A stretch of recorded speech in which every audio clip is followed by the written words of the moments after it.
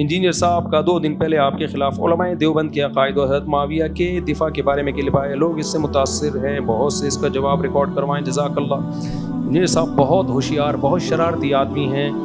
ابھی میں نے عدالتی خلا پہ نا انجینئر صاحب کا منجن 2 چیزوں کا بکتا ہے۔ ایک منجن بکتا ہے چشتی رسول اللہ، اشرف علی رسول اللہ، صحیح ہے نا؟ حالانکہ علماء اس کا بھی جواب دے چکے ہیں کہ اگر واقعی کلمہ پڑھایا تھا تو ان کو کافر بولو آپ، اور اگر کافر نہیں بولتے تو آپ کیا تعویل کرتے ہو وہ بتا دو آپ۔ سمجھ میں آ رہی ہے بات؟ بھائی چشتی رسول اللہ نے اگر کلمہ پڑھایا تھا اور اشرف علی تھانوی رسول نے اپنے نام کا کلمہ پڑھایا تھا کہ اشرف علی رسول اللہ، تو کلمہ پڑھانے سے انسان مسلمان رہتا ہے یا کافر ہو جاتا ہے؟ بولو نا، کافر ہو جاتا ہے۔ تو آپ صاف لفظوں میں بولو کہ چشتی بھی کافر تھے معاذ اللہ، اشرف علی تھانوی بھی کافر تھے، اور جو ان کو بزرگ مانتے ہیں یہ حقیقت جاننے کے باوجود وہ بھی پھر کیا ہیں؟ کافر ہیں۔ اور اگر کہتے ہو نہیں وہ کافر نہیں ہے تو کیوں؟ کیا تعویل کیا کر رہے ہو آپ اس کی؟ ہمارے پاس تو تعویل ہے، آپ بتاؤ آپ کے پاس کیا تعویل ہے؟ تو منہ سے پھوٹتے کیوں نہیں ہو؟ آپ چپ کیوں بیٹھے ہو؟ سمجھ رہے ہو کہ نہیں سمجھ رہے؟ جب بھی کوئی دعویٰ کرتا ہے نا، دعویٰ کورٹ میں جب بھی آپ جائیں گے نا دعویٰ، تو وکیل جرح کر کے اس دعوے کی تنقیح کرتے ہیں کہ آپ کا دعویٰ ہے کیا۔ آپ اگر خود ایک جگہ پہ ٹکے ہوئے نہیں ہو تو ایسے جاہلوں سے دنیا میں کبھی بھی بحث نہیں کی جاتی، کبھی بھی بحث نہیں کی جاتی۔ تو آپ کا دعویٰ کیا ہے؟ دعویٰ آپ بولو نا، پھر کانفیڈنٹلی بولو کہ چشتی رسول اللہ بھی کافر تھے جنہوں نے رسول اللہ بلوایا، یعنی، اور اشرف علی تھانوی بھی کیا تھے؟ اپنے نام کا کلمہ پڑھا کے انسان مسلمان رہتا ہے، وہ لوگ کافر تھے۔ اور اگر کفر سے بچانے کے لیے کوئی تعویل کر رہے ہو آپ، بعض دفعہ جملہ کفریہ ہوتا ہے لیکن ہم کہتے ہیں اس کی یہ تعویل ہے جس کی وجہ سے ہم اس کو کافر نہیں کہتے، تو پھر وہ تعویل کیا ہے؟ کس بیس پہ آپ کہہ رہے ہو کہ یہ کافر نہیں ہے؟ اور ان کو ماننے والے بھی کہا، میں تو اشرف علی تھانوی کو صرف مسلمان نہیں بہت بڑا بزرگ مانتا ہوں۔ تو انجینئر علی مرزا کو چاہیے مجھ پہ کفر کا فتویٰ لگائے، بکواس مت کرے، ڈرامے بازی چھوڑ دے کہ نہیں جی میں کسی کو کافر نہیں مانتا۔ کیوں نہیں مانتے؟ آپ کے دعووں میں تضاد ہے۔ پھر آپ بولو یار کلمہ پڑھائے تو کافر ہیں وہ۔ دیکھو مرزا غلام احمد قادیانی نے اپنے نام کا کلمہ پڑھایا، میں بانگے دوہل کہتا ہوں کہ کافر تھا، جو اس کو مسلمان مانے وہ بھی کیا ہے؟ کافر ہے۔ اس سے نکاح بھی جائز نہیں ہے، اس کے پیچھے نماز بھی حرام اور ناجائز ہے۔ اگر کلمہ پڑھایا تھا، اگر یہ آپ مانتے ہو کہ یہ صحیح سند سے ثابت ہے، یہ اوتھینٹک کتاب سے ثابت ہے، اور آپ پھر پیش بھی کر رہے ہو مولوی تھانوی نے اس کی تعویل کی ہے، اس نے تعویل پیش کی ہے نا کہ مولوی تھانوی نے اس کی تعویل کی ہے، تو آپ اگر اس تعویل کو نہیں مانتے تو پھر آپ بولو وہ بھی کافر، اشرف علی تھانوی بھی کافر، پھر اور جو ان کو بزرگ مانے وہ بھی کیا ہیں؟ کافر ہیں۔ کمبخت تو ایک جگہ ٹکتا ہے نہیں، تو ہمیں بیوقوف سمجھتے ہیں، ہم اپنا ٹائم تیرے جیسے فضول آدمی کے سامنے پیش کریں ہم۔ دوسرا منجن انجینئر علی مرزا کا بکتا ہے علماء دیوبند کے عقیدے۔ جب پھنسے گا نا یہ پہلے فضول بکواس کرے گا، رفع الیدین پر ان کے پاس کوئی دلیل نہیں ہے، کوئی حدیث صحیح نہیں ہے، کسی نے ترمذی کی حدیث کو صحیح نہیں کہا۔ جب ہم بات کرنے کے لیے جاتے ہیں کہ ٹھیک ہے جی میں رفع الیدین پر بات کے لیے آ رہا ہوں، بھائی اپنے عقیدوں کو پہلے صحیح ثابت کرو۔ رفع الیدین کی بحث تو ہم اس سے کریں گے جس کے عقیدے صحیح ہوں گے۔ کمبخت پھر تو بحث کیوں کر رہا تھا؟ تو نے ریکارڈ کیوں کروایا؟ یہ تو نے قادیانیوں کے لیے کلپ ریکارڈ کروایا رفع الیدین والا؟ ایک رفع الیدین پر تو علماء دیوبند کو، حنفیوں کو اتنا برا بلا کہہ رہا ہے، جب وہ جواب دینے پہ آتے ہیں تو کہہ رہے ہیں پہلے کس پہ بات ہوگی؟ عقیدے پہ بات ہوگی۔ تمہارے تو عقیدے ٹھیک نہیں ہیں، جب عقیدے ٹھیک نہیں ہیں تو پہلے عقیدوں کی بات کرتا نا۔ رفع الیدین کو بیچ میں تم نے کیوں گھسیڑا ہے؟ پھر تراویح کی بات لے کر آیا، میں نے کہا بھائی تراویح پر بات کروں گا، نہیں جی پہلے المحنت المفنت پہ بات ہوگی۔ پھر کیا ہوا؟ ہم نے کہا ساری بحثیں ختم کر کے ہم نے کہا چلو کس پہ بات ہوگی؟ المحنت المفنت پہ۔ اور اس نے کہا کہ آپ جہلم آ جائیں، میں نے کہا چلو میں آ گیا، المحنت پہ بات ہوگی۔ کہہ رہے ہیں آپ بغیر بتائے کیوں آئے ہو؟ میں تو اتوار کے دن، میں تو بکواس نہیں ہے تو اور کیا؟ میں تو حیران ہوتا ہوں تم لوگ اس کو سن کے ڈپریشن میں کیوں نہیں جاتے؟ تو فضول آدمی جو کمبخت کبھی کسی ایک جگہ ٹکا ہی نہ ہو، اور میں المحنت پہ آ گیا نا، انجینئر کو میں بتا رہا ہوں ایسا بھاگے گا نا تو، جیسے خلا کے مسئلے پر تجھے چپ سونگ گئی ہے نا۔ خلا پہ میں نے 1 گھنٹے کا کلپ ریکارڈ کروایا نا، اس کے بعد سے ایسا خاموش ہے، اور اتنا بڑا جھوٹ بولا اس شخص نے۔ اس نے کہا ہے کہ مفتی صاحب نے اپنا نوالا میرے منہ میں ڈالنے کی کوشش کی ہے، میں نے تو یہ دعویٰ کیا ہی نہیں۔ یار تم صبح و شام پوڈ کاسٹ میں بھی کہہ رہے ہو کہ عورت یک طرفہ خلا لے سکتی ہے, شوہر راضی نہ بھی ہو تو بھی خلا لے سکتی ہے. صبح و شام تمہارے دعوے ہیں, میں نے تمہارے کلپ چلائے, اور تم پھر کس منہ سے کہہ رہے ہو کہ میں نے یہ دعویٰ کیا ہی نہیں ہے. اور کیسے بے شرم لوگ ہیں جو سامنے بیٹھے ہوئے ہیں, وہ کیوں نہیں پوچھتے کہ یار ہم تجھ سے قرآن و سنت سیکھنے کے لیے آتے ہیں, مفتی صاحب نے 1 گھنٹے کا خلا کا ریکارڈ کروایا, تو اس کا ترجمہ تو نے غلط کیوں کیا آیت کا, اس کا تو پہلے جواب دینا, پھر ہم تجھے آگے چلنے دیں گے. اور یہ تو نے کیسے زنا کے اڈے کھول دیے کہ جب چاہے عورت کو طلاق دے سکتا ہے, اگرچہ گناہ ہوگا لیکن دے سکتا ہے, یہ کیسے تو نے کہہ دیا, اب اس کا جواب دینا. اسی طرح سے ریکارڈ کروانا جیسے مفتی صاحب نے ریکارڈ کروایا ہے, سامنے بیٹھے ہوئے بھی, جیسے قرآن کہتے ہیں نا ضعف الطالب والمطلوب, جو بتوں کی پوجا کرتے ہیں وہ بھی کمزور لچڑ, اور وہ بت بھی کیا ہے, کمزور اور لچڑ. جو سامنے بیٹھے ہوئے ہیں وہ بھی اندھے مقلد, اور یہ بھی اندھا آدمی ہے. تو پینترے بدلنے کا ماسٹر ہے. جب کسی مسئلے کا جواب دو پہلے ہی اس پہ بحث ہوگی. پھر ہم گئے نا جہلم, ساری دنیا کو پتا ہے. تمہاری دعوت پہ کیا تھا میں, تمہارے کلپ لوگوں نے تمہیں غیرت دلانے کے لیے چلائے کہ مفتی صاحب کی کرامت ہوگی, کبھی بھی نہیں آئیں گے. پھر میں نے مجھے پتا تھا یہ بہت شرارتی ہے, بہت ہوشیار آدمی ہے, یہ موقع بھاگنے کا تلاش کرے گا, اس لیے میں نے جہلم جاتے اس کے گھر نہیں پہنچ گیا. میں گھر چلا جاتا, کہتے میں تو نانی کے گیا ہوں. یہ کرنا تھا اس انسان نے, یہ کہتا میں تو پھپھو کا گیا ہوں, مجھے کیا پتا تھا. اس لیے میں نے جا کے ریکارڈ کروایا. میں نے کہا 48 آورز میں آپ پازیٹیو رسپانس دیکھ دیں کہ میں بیٹھنے کے لیے تیار ہوں. آپ ٹائم بتا دیں, دن بتا دیں, اگلا ہفتہ ہوگا, 4 دن کے بعد ہوگا. اس سے زیادہ فیئر کوئی ہو نہیں سکتا. اور میں نے بات یہ کی کہ حضرت معاویہ اور المحنت, رفع الدین تو میں لایا ہی نہیں. میں نے کہا بات کس پر ہوگی, المحنت پہ. خدا کی قسم جس میں کانفیڈنس ہوتا ہے نا اپنے عقیدوں کے صحیح ہونے کا, وہ اس طرح ببانگے دہل جاتا ہے, کھلے عام ویڈیو ریکارڈ کروا کے چینل پہ ڈالتا ہے, 48 گھنٹے کا ٹائم دیتا ہے, بھاگنے کے راستے روک دیتا ہے, پورا آپ کو حق دیتا ہے آپ ہی کے شہر میں جا کے. اور جس کے دل میں کالا ہوتا ہے, جس کے دل میں چور ہوتا ہے, جس نے سوائے فضول باتوں کے کچھ بھی نہیں کرنا, وہ بھاگتا ہے ایسے موقع پہ. تو یہ جو کہہ رہا ہے نا, میں اس کو پکا کر رہا ہوں. یہ جو بار بار کہہ رہا ہے نا خلا ولا نہیں, یہ تو فروعی مسائل ہیں, رفع الدین نہیں, یہ تو میں المحنت پہ, میں اس کو لڑکے مجھے کہہ رہے ریکارڈ کروا دو. میں نے کہ اس کو خوب پکا ہونے دو پہلے, بار بار اس کے منہ سے کہلواؤں گا المحنت, اس کے بعد میں المحنت پہ تجھے جو ذلیل کرنے والا ہوں نا, تو قوم کو منہ دکھانے کے قابل نہیں رہے گا. لیکن تیرے سامنے جو قوم بیٹھتی ہے نا, وہ تجھ سے بھی زیادہ ذلیل ہے. وہ کہتی ہے بھائی جتنا مرضی ذلیل کر لو, ہم نے انجینئر کے نام کا کلمہ پڑھ لیا. اور المحنت پہ بھی میں اس کو ذلیل کرنے والا ہوں انشاءاللہ. المحنت پہ تو ہم جب گئے تھے نا جہلم, تو پورا رجسٹر ہمارا تیار تھا, پورے اس کے کلپ نکال کے رکھے ہوئے تھے, پورے عقائد پر جو بھی دلائل ہیں سارے وہ تو ہمیں تیاری کرنے کی ضرورت ہی نہیں ہے.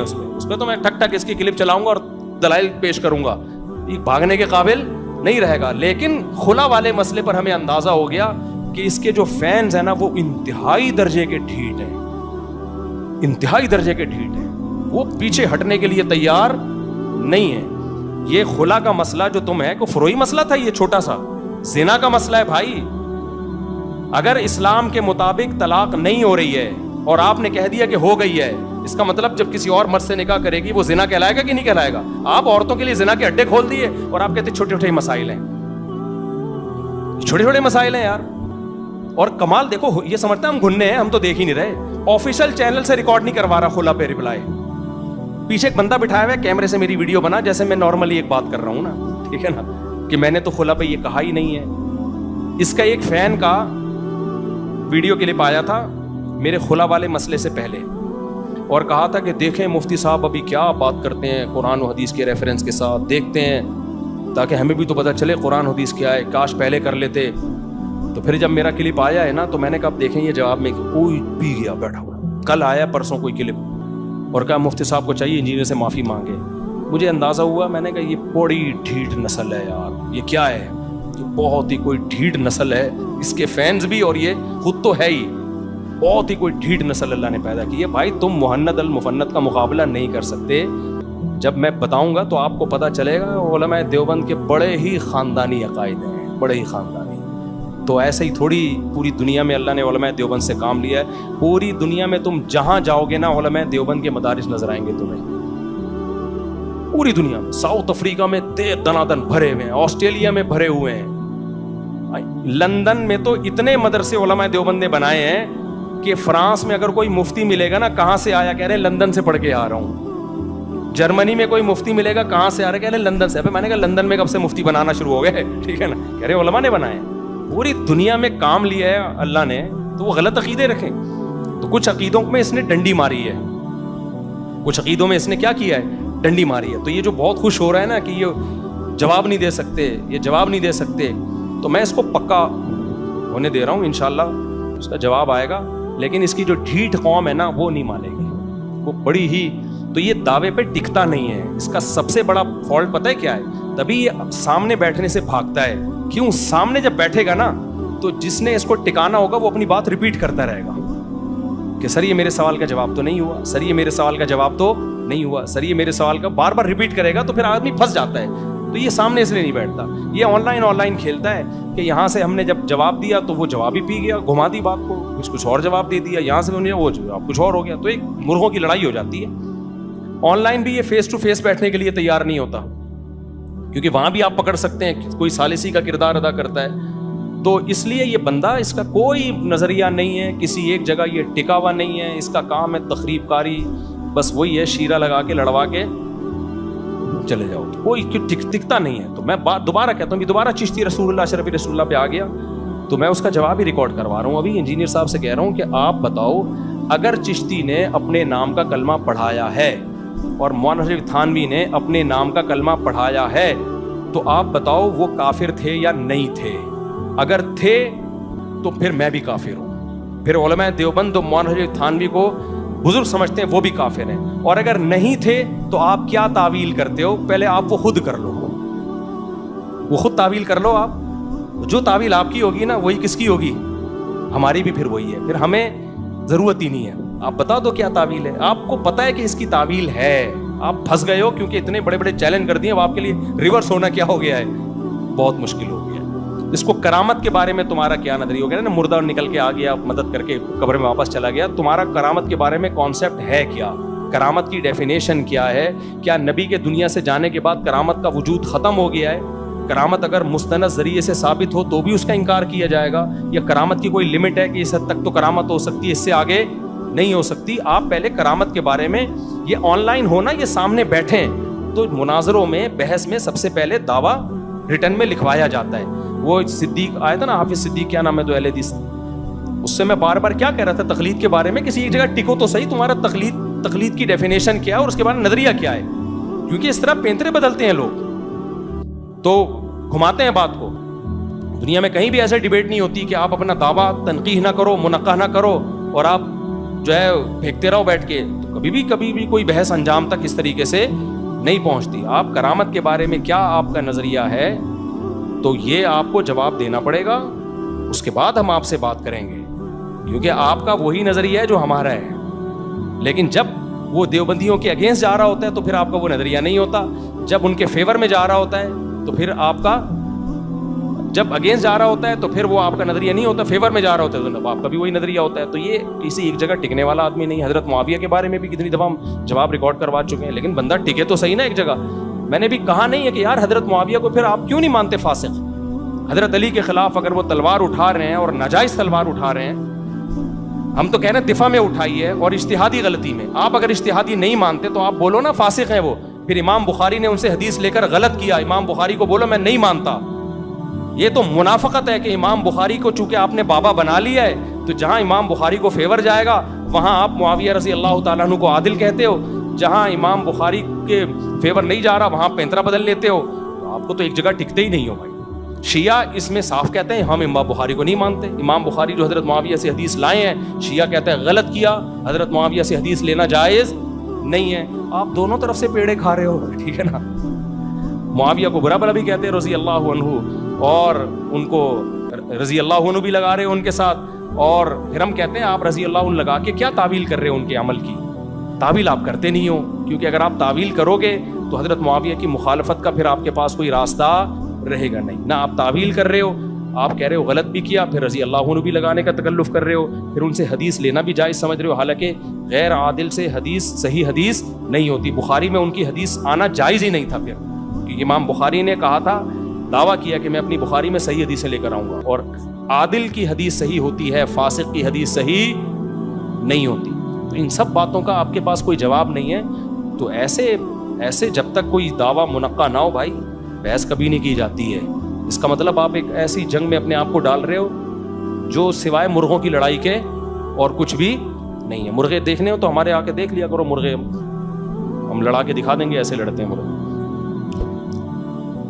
اور میں المحنت پہ بھی ریکارڈ کرواؤں گا, آپ بے فکر رہیں, اس کو بولنے دو. ابھی کہہ رہا ہے دیکھنا المحنت, پھر یہاں سے بھی بھاگے گا. پھر پتہ کیا کہے گا, اصل میں یہ تو اصولی عقیدے نہیں ہیں, اصل میں تو پہلے حضرت معاویہ کے مسئلے پہ آنا چاہیے.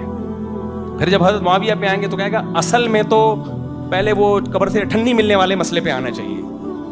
کوئی اٹھنی وٹھنی کا بھی کوئی واقعہ ہے, پہلے اس پہ آنا چاہیے. پھر کہے گا یہ تو مدرسوں میں جو بدکاری ہوتی ہے پہلے مدرسے تو ٹھیک کرو اپنے. پھر ہم کہیں گے جب کالج یونیورسٹیوں میں تو بھائی یہ کیسز زیادہ ہیں, تو پھر اصل میں پہلے اس مسئلے پہ آنا چاہیے. پھر اصل میں تو گنجے, کتنے گنجے ہیں جن کے سر پہ بال نہیں ہیں, پہلے ہمیں ان کے سروں پہ بال نکالنے کی فکر کرنی چاہیے. کتنے کنوارے ہیں سوسائٹی میں ان کی شادیاں نہیں ہو رہی, پہلے ان طلاق یافتہ عورتوں کی اور کنواروں کی شادیوں کی فکر کرنی چاہیے. بھائی جان آپ کو کسی کی بھی فکر نہیں ہے, آپ کو اپنی عزت بچانے کی فکر ہے بس. یہاں سے موقع ملے ادھر ٹن مارا, ادھر سے موقع ملے ادھر ٹن مارا, تو ٹکتا ہی نہیں ہے بندہ. وہ ایک خاتون گئی, پنجابی خاتون تھی, تو انگلش آتی نہیں تھی, تو ڈاکٹر سے جا کے کہنے لگی ڈاکٹر صاحب یہ جو میرا منڈا ہے نا یہ نہ سلیپتا ہے نہ ایٹدا ہے, نہ سلیپدا ہے نہ ایٹدا ہے, بس ویپدا ہی ویپدا ہے. صحیح, نہ ایٹدا ہے نہ سلیپدا ہے, بس ویپدا ہی ویپدا ہے. تو یہ جو چونچو کا مربع ہے نا, یہ انجینئر علی مرزا کا دوسرا نام ہے, چونچو کا مربع, کہ ایک مختلف چیزوں کا ایک پراگندہ خیالات کا ایک مجموعہ ہے جو کسی ایک جگہ کبھی بھی نہیں ٹکتا. تو ایسے آدمی سے کبھی بحث نہیں ہو سکتی جو کسی ایک جگہ ٹکے ہی نہیں. اس کو ایک جگہ پہلے ٹکانا پڑتا ہے کہ بھائی تیرا دعویٰ کیا ہے, تو ٹک جا اس میں. تو المفند پہ جب میں انشاءاللہ ریکارڈ کرواؤں گا تو میں اس سے کچھ سوالات پوچھوں گا کہ یہ نظریہ غلط ہے تو صحیح کیا ہے آپ وہ بتاؤ, اور پھر اس غلط کے بارے میں آپ کی رائے کیا ہے. جو یہ نظریہ غلط رکھتا ہے وہ کیا ہے, شرعن گمراہ ہے, کیا ہے, کافر ہے یا بدعتی ہے, کیا ہے. تو میں ایسے نہیں چھوڑوں گا انشاءاللہ. تو میں اصل میں ان کی طرح فارغ نہیں ہوں, مسئلہ سارا یہ ہمارے PCO کام ہے, اصلاحی بیانات ہوتے ہیں, تو اس کی طرح فارغ ہوتا ہے. اس کا تو پورا ہفتہ وہی کرتا رہتا ہے, پھر لا کے ایک اتوار والے دن پھینک کے چلا جائے. سامنے جو بیٹھے ہوئے ہوتے ہیں بیچارے سیدھے سادے سے لوگ ہیں, بے وقوف لوگ ہیں, سامنے کسی پڑھے لکھے کو بھی نہیں بیٹھنے دیتا. ہم نے کتنی دفعہ کوشش کی ہے کہ بھائی میں سوال لکھ کے دیتا ہوں, آپ جاؤ اکیڈمی میں یہ سوال پوچھو. پھر میں نے لڑکوں کو کہا جب یہ سوال پوچھو گے نا دیکھنا یہ الٹا گھما کے یہ جواب دے گا, تو پھر آپ نے اگلا سوال یہ پوچھنا ہے, پکڑ کے رکھنا ہے. لیکن پھر ہمیں پتا چلا بھائی ایسے فیئر سوالات کی اجازت نہیں ہے وہاں. سلیکٹڈ سوالات ہوتے ہیں کہ تجھے یہ پوچھنا ہے. یہ بالکل ایسے ہی ہے جیسے, بس یہ بتا کے میں اپنے بیان ختم کرتا ہوں, بہت ٹائم ہو گیا. ایک تھا وہ ایک گاؤں میں نا, کہ وہ نہیں ہوتے بڈیرے ہوتے ہیں, سردار ہوتے ہیں, پرانے زمانے میں وہ بڑا بے وقوف سردار تھا. اس نے اپنا ایک ملازم رکھا ہوا تھا. اب سردار کو کہیں پتہ چل گیا کہ لوگ مجھے بے وقوف کہتے ہیں. سردار کو بڑا غصہ آیا کہ میں تو بڑا ذہین ہوں. تو اس نے اپنی ذہانت ثابت کرنے کے لیے اپنے ملازم سے کہا کہ دیکھ تو مجھ سے کوئی پہلی پوچھ تاکہ میں جواب دوں اور سب کو پتہ چل جائے میں کیا ہوں, بہت ذہین. لیکن اس کے کان میں کہہ دیا کہ اتنی آسان پوچھنا کہ مجھے جواب آئے. اکیڈمی میں یہی ہو رہا ہے, دیکھ یہ والا سوال پوچھنا, یہ والا نہیں پوچھنا, یہ نہیں پوچھنا. مفتی صاحب کا عدالتی خلا پہ جو آیا ہے نا اس پہ نہیں پوچھنا, نہ. جب یہ کہہ دیا نا کہ میں نے یہ دعویٰ ہی نہیں کیا, تو یہ نہیں پوچھنا کہ سر آپ نے تو یہ دعویٰ کیا ہے, یہ دیکھیں نا, یہ نہیں پوچھنا. تو اب اس سیٹھ نے ملازم سے کہا, گاؤں کے سردار نے, کہ دیکھ مجھ سے کوئی پہلی پوچھ, لیکن میں پہلے بتا دوں, کان میں بتا دیا اس کے, آسان سی پوچھنا جس کا جواب مجھے آتا ہو, نہیں آیا نا میری گردن اڑا دوں گا میں. مجھے جواب نہیں آیا تو کیا اڑا دوں گا, گردن. یہ اکیڈمی میں ہو رہا ہے. تو اس ملازم نے, اب بیچارہ بڑا ڈر گیا کہ یار کوئی ایسی پہیلی پوچھو جس کا اس پہ جواب آ جائے. بہت سوچ سمجھ کے بڑی آسان سی پہیلی لایا. سرائکی میں ہمارے حضرت یہ واقعہ سنایا کرتے تھے, تو سرائکی ہی میں بولا کرتے تھے. وہ مزہ سرائکی زبان میں ہی آتا ہے کہ حضور ایک پتنی مخلوق ہے, چولہے کے گرد گھومتی ہے, پونچھ گھمیندی ہے, میاؤں میاؤں کرندی ہے. اس نے کہا ایسا نہ پونچھ اور چولہا, اس سے بھی کم وقت کی سمجھ میں نہ آئے نا, پورا ایک کلیئر کٹ بات کرو کہ میاؤں میاؤں کرندی ہے. آپ یہ سوچ رہا ہے, کافی دیر سوچ کے کہتا ہے کوکیڑ, مرغا. اب وہ ملازم کے تو ہاتھ پاؤں کانپنے لگے کہ یار میں بولوں گا غلط جواب ہے تو مجھے ہی مارے گا. یہ ملازم ہوشیار تھا, اس نے ایسا وہ اپنا وہ رسپانس کیا نا کہ سیٹھ کو لگے کہ بالکل صحیح جواب دیا ہے. تو اس نے سیٹھ سے کہا کہ حضور لگتا ہے کسی نے دسیا ہے. یہ اتنا دماغ اللہ نے نارمل آدمی کے پاس ایسی ذہانت نہیں ہوتی, تو بہت ہی کوئی لگتا ہے یہ کسی نے بتایا ہے. حضور آپ جھوٹ بول رہے ہو, یہ کسی نے کیا کیا ہے, بتایا ہے. کہتے نہیں عقل جی دوڑ ہے. یہ کیا ہے, عقل جی دوڑ ہے بھائی, دماغ کا کمال ہے. تو یہی حال ہے میرے بھائی, اکیڈمی میں سوالات پوچھنے کی کھلے عام اجازت نہیں ہے, ورنہ کتنے لوگ ہیں جو ترس رہے ہیں کہ یار ہمیں بھی آنے دو, ہم پوچھیں گے, یہ پوچھیں گے, وہ پوچھیں گے. تو وہ نہیں ہے بھائی, یہ پوچھنا ہے اور اس کا یہ جواب ہے. تو محمد بن, اور وہ سوال ایسے ہوتے ہیں, محمود غزنوی نے ہندوستان پہ 17 کیا کیے, 17 کیا کیے, جواب 17 حملے کیے. اگلا سوال ہے کس نے ہندوستان پہ 17 حملے کیے, اس کا جواب ہے محمود غزنوی نے ہندوستان پہ 17 حملے کیے. تیسرا سوال ہے محمود غزنوی نے کس ملک پہ 17 حملے کیے,